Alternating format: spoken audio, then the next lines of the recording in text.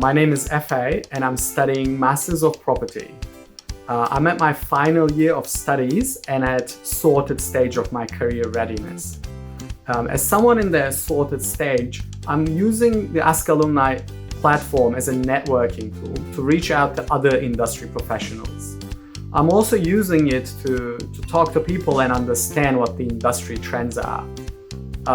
Before I approach any mentor, I generally check their LinkedIn page as well as thoroughly read their bio so I can tailor my questions accordingly. I met with incredible mentors using this program that I really built good relationships which I will use moving onwards in my career. My advice to anyone would be just be curious and ask questions, but always remember it's a two-way street between you and your mentor, and they also would like to build a relationship with you.